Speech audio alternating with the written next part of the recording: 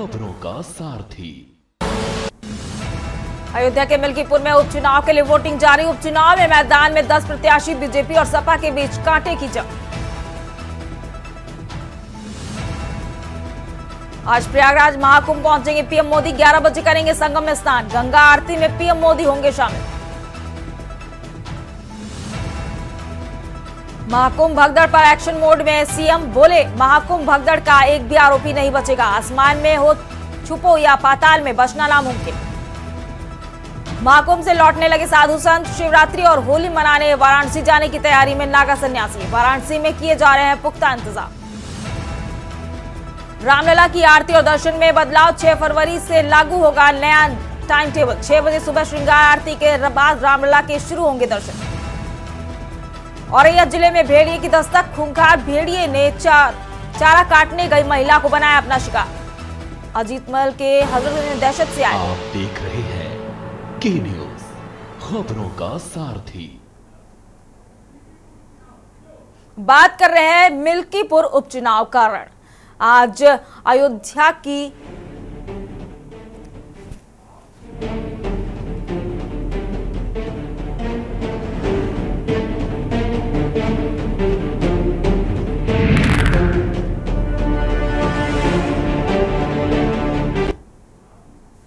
नमस्कार, आप देख रहे हैं के न्यूज इंडिया। मैं हूं दीपिका आपके साथ और आज बात होगी उपचुनाव का रण।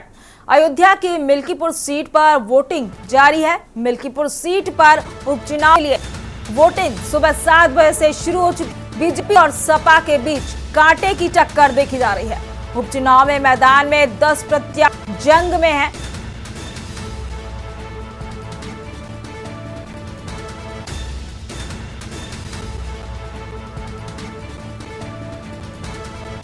इस उपचुनाव में 10 उम्मीदवार अपनी किस्मत आजमा रहे हैं, जिसका फैसला 3,70,000 वोटर करने वाले हैं। हालांकि देखा जाए तो मुकाबला बीजेपी और सपा के बीच है।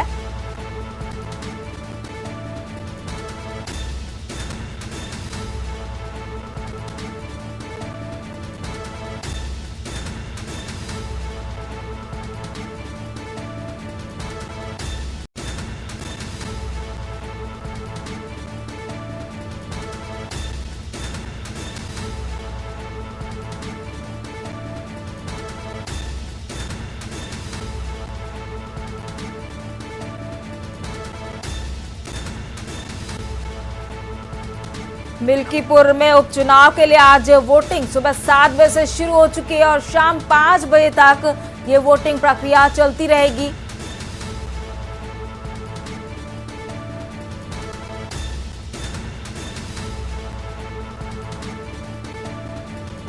उपचुनाव में मैदान में 10 प्रत्याशी हैं। देश की बहुचर्चित विधानसभा सीट मिल्कीपुर में आज चुनाव 7 बज चुका है और जैसा कि आप देख सकते हैं, हम यहां के प्राथमिक विद्यालय सरियावा में मौजूद हैं। अभी कोई भी वोटर वोट डालने नहीं पहुंचा है। 3,70,000 से अधिक मतदाता 10 प्रत्याशियों के भाग का आज फैसला करेगा।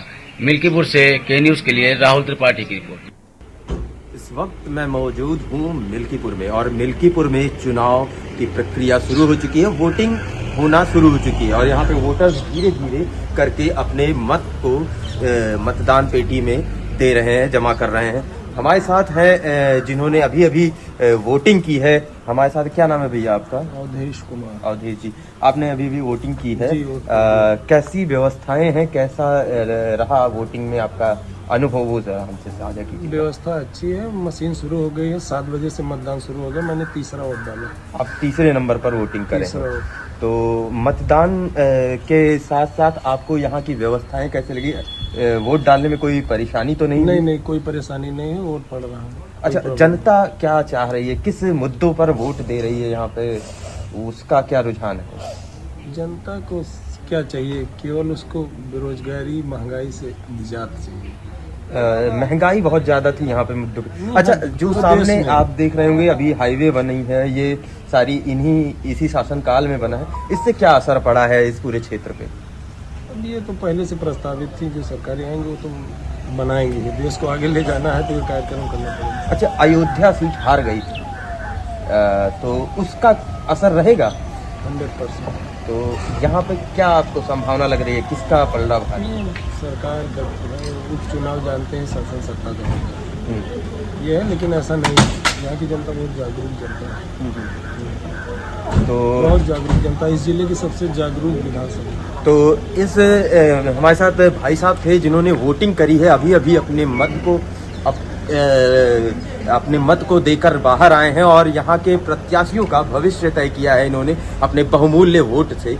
और इसी के साथ इनसे भी हमने जानना चाहा और जाना कि क्या मुद्दे थे, क्या चीजें हैं जिन पर ये सुबह 7 बजे इतनी तड़के आकर इन्होंने मतदान किया। के न्यूज़ इंडिया के लिए मैं शिवेंद्र द्विवेदी। बात कर रहे हैं उपचुनाव का रण। मिल्कीपुर विधानसभा सीट की लड़ाई भी आज हो रही है। आज उपचुनाव के लिए मतदान हो रहा है। सीएम योगी आदित्यनाथ और सपा के राष्ट्रीय अध्यक्ष व सांसद अखिलेश यादव के लिए मिल्कीपुर के चुनावी रण की बात करें तो उपचुनाव में मैदान में 10 प्रत्याशी हैं। वोटिंग के लिए 414 बूथ बनाए गए हैं। कुल 3,70,829 मतदाता हैं। 1,92,984 पुरुष मतदाता हैं। 1,77,838 महिला मतदाता हैं। 7 थर्ड जेंडर मतदाता भी शामिल हैं। 4,811 मतदाता पहली बार वोट करने आ रहे हैं। 210 मतदेय स्थलों पर वेबकास्टिंग की जा रही है। 25 स्थलों पर विशेष वीडियोग्राफी की जा रही है। 71 मतदान केंद्रों पर माइक्रो ऑब्जर्वर लगाए गए हैं। साथ ही उड़न दस्ते 9 स्टैटिक निगरानी टीमें भी रखी गई हैं। 6 वीडियो निगरानी टीमें, 2 सुपर जोनल मजिस्ट्रेट लगे हुए हैं। 4 जोनल मजिस्ट्रेट, 41 सेक्टर मजिस्ट्रेट की तैनाती की गई है। उपचुनाव में मैदान में 10 प्रत्याशी हैं। वोटिंग के लिए 414 बूथ बनाए गए हैं। कुल 3,70,829 मतदाता हैं जो 10 प्रत्याशी की भाग्य का फैसला कर देंगे।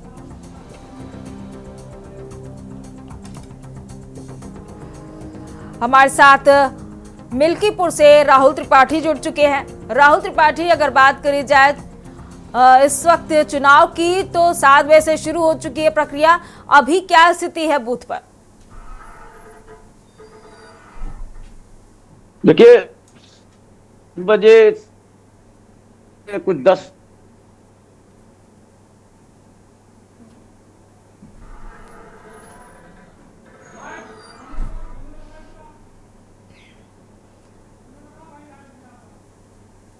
राहुल से हमारा संपर्क टूट गया। हम फिर से कोशिश करते हैं उनसे जुड़ने की। हम बात कर रहे हैं मिल्कीपुर उपचुनाव की। अयोध्या की मिल्कीपुर सीट पर सुबह 7 बजे से वोटिंग शुरू हो चुकी है। टीवी स्क्रीन पे आप देख सकते हैं लंबी कतारें लगनी शुरू हो चुकी हैं। 7 बजे से वोटिंग प्रक्रिया शुरू हो चुकी है और लोग अपने अपने घरों से निकल चुके हैं।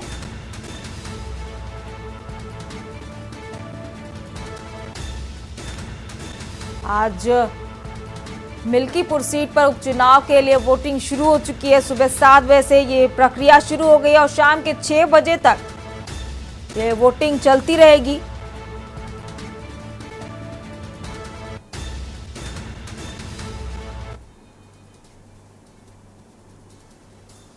जैसा कि आप देख सकते हैं स्क्रीन पर, सुरक्षा व्यवस्था की बात करी जाए तो पुलिस प्रशासन भी लगी हुई है और हमारे साथ राहुल त्रिपाठी फोन लाइन से जुड़ चुके हैं।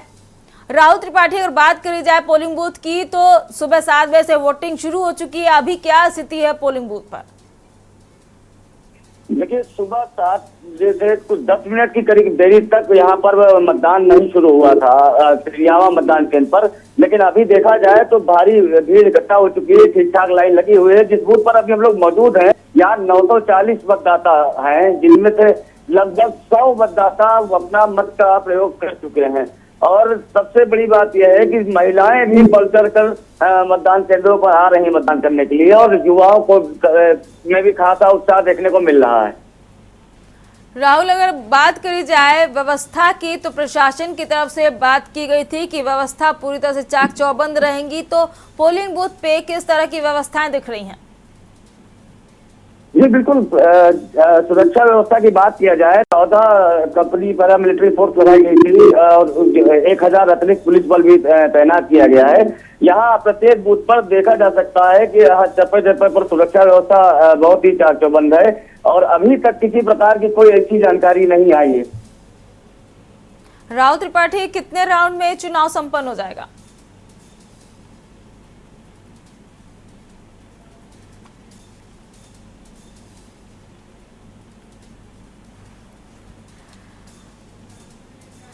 राहुल त्रिपाठी, विकलांगों की क्या राहुल त्रिपाठी से हमारा संपर्क टूट गया। हम फिर से कोशिश करते हैं उनसे जुड़ने की।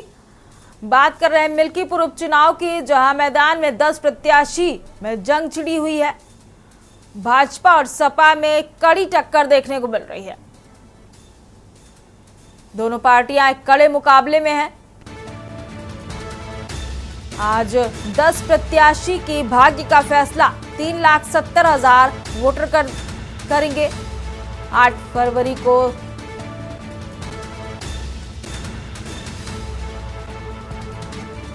कुल 3,70,829 मतदाता हैं।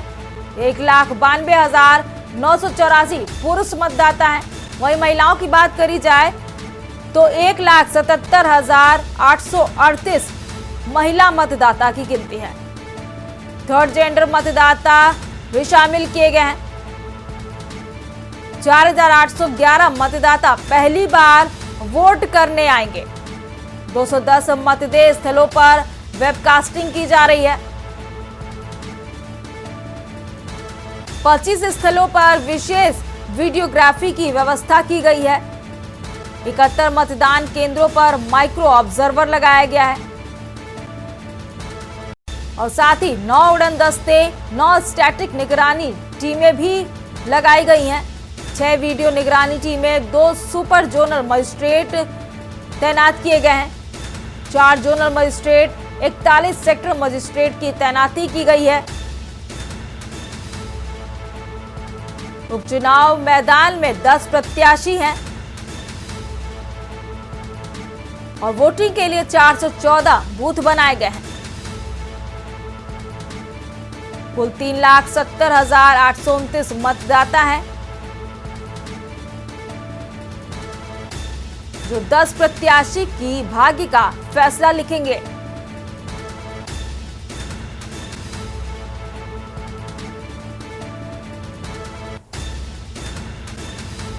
कहीं ना कहीं देखा जाए तो कई महीने से भाजपा और सपा के बीच एक कड़ा मुकाबला देखने को मिल रही थी, एक कड़ी तैयारी देखने को मिल रही थी। और आज वो दिन आ गई है, आज वो घड़ी आ गई है जब दोनों पार्टियों के बीच मतदाता ये साफ कर देंगे कि उन्हें किसकी सत्ता चाहिए, सपा या भाजपा। हालांकि देखा जाए तो मिल्कीपुर एक हॉट सीट कही जाने वाली सीट है, जहां पर दोनों ही पार्टियां अपनी अपनी जी तोड़ मेहनत कर रहे थे।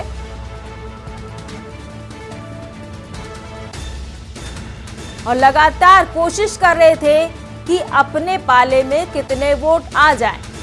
सपा की मूल सीट कही जाने वाली मिल्कीपुर सीट, जहां सपा अध्यक्ष अखिलेश यादव अपनी पूरी तरीके से साख जमाए हुए हैं। बात हो रही है उपचुनाव का रण, और रुकते हैं यहाँ छोटे से ब्रेक के लिए, जल्द हाजिर हो जाएंगे। आप देख रहे हैं के न्यूज, खबरों का साथ।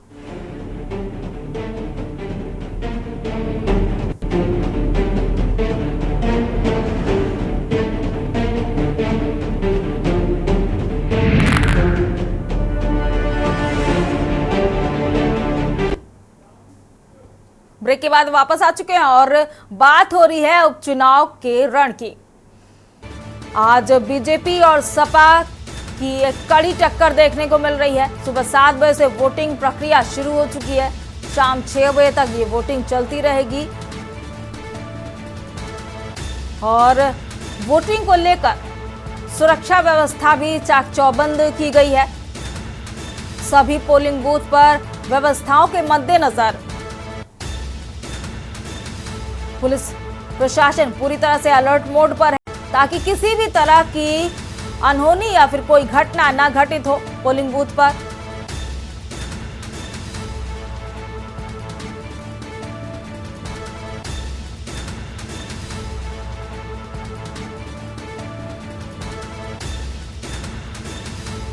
राहुल त्रिपाठी हमारे साथ फोन लाइन से जुड़ चुके हैं मिल्कीपुर से।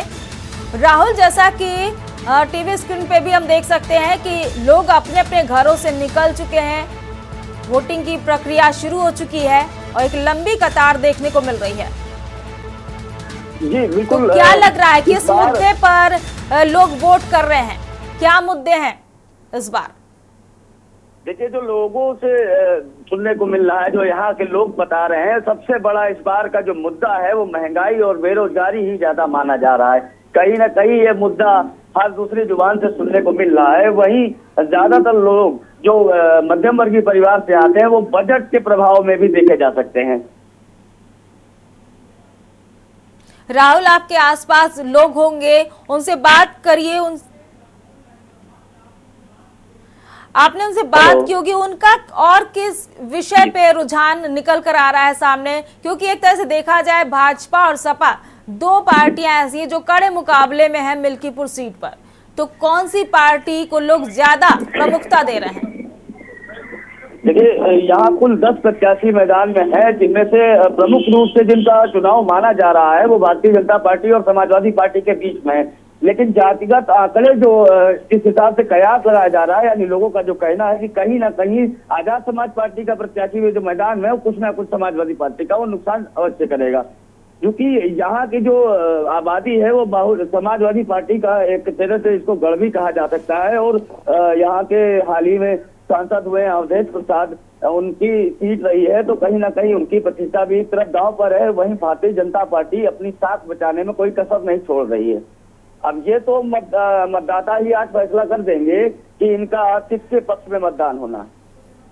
राहुल त्रिपाठी, जैसे कि बात करी जाए कि मिल्कीपुर सीट हॉट सीट मानी जाती है और सपा का पूरा वर्चस्व देखा जाता है मिल्कीपुर पर, तो भाजपा की जो पिछली हार हुई थी अयोध्या में, तो क्या एक अलग रणनीति भाजपा लेकर आई थी जिससे अब इस बार मिल्कीपुर सीट पर वो अपना कब्जा जमा सके? देखिए, भारतीय जनता पार्टी अपनी हार से जो भी सीख ले सकी है और जो भी वो हथकंडे अपना रहे हैं, जो भी प्रयास कर रहे हैं ज्यादा से ज्यादा मतदाताओं को लुभाने का, वो कहीं ना कहीं यहाँ पर कम देखने को मिल रहा है। क्योंकि राम की नगरी में भारतीय जनता पार्टी के लोग जो अपने आप को इस चीज में स्थापित मान रहे थे कि जनता उनके साथ हर तरह से रहेगी, पिछले चुनाव में उसका नतीजा देख चुके हैं, जिसपे सीख लेते हुए इस बार वो कहीं कोई कोर कसर नहीं छोड़ रहे हैं। घर घर लोगों से मिलना जाना, वोट मांगना, रैली करना, सभाएं करना, सभी प्रकार के उनके प्रयास किए गए हैं। लेकिन इसी तरह से समाजवादी पार्टी के मुखिया भी यहाँ पर आ चुके हैं, रैली कर चुके हैं और ज्यादातर आबादी जो जितने लोगों से हम लोग बात कर रहे हैं, कहीं ना कहीं ये कांटे की टक्कर मालूम दे रही है।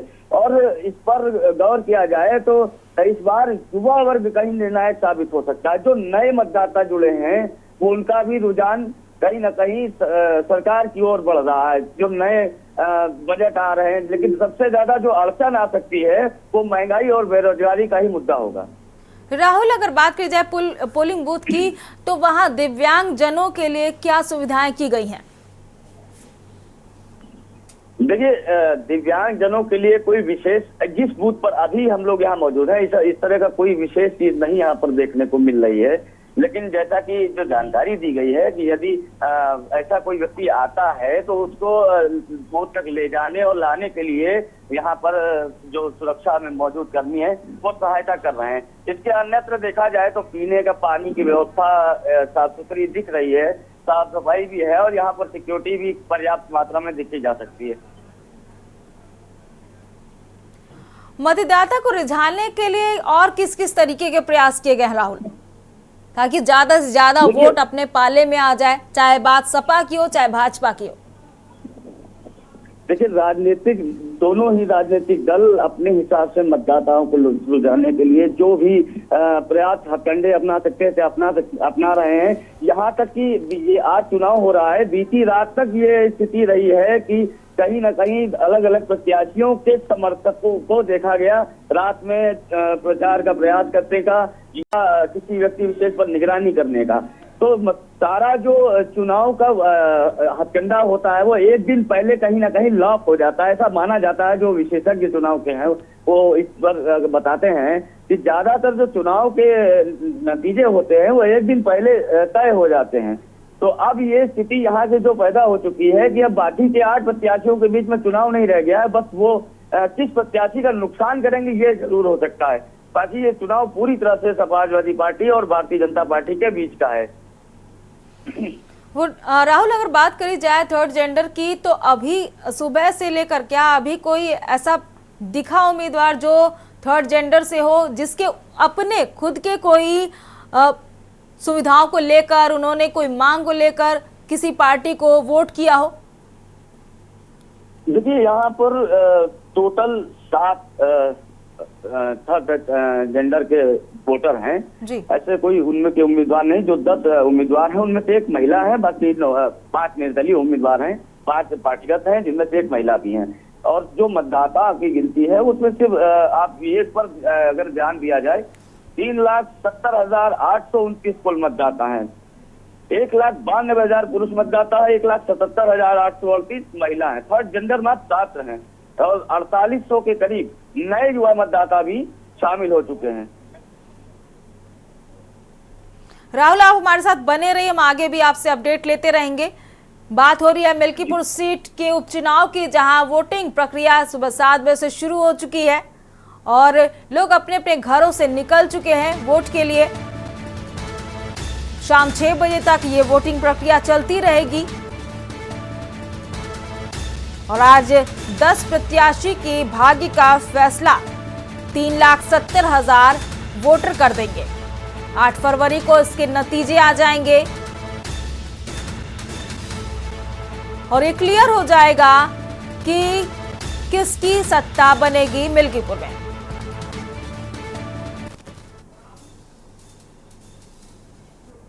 मिल्कीपुर उपचुनाव के रण के बुलेटिन में फिलहाल मेरे साथ इतना ही। आप देखते रहिए के न्यूज़ इंडिया। नमस्कार।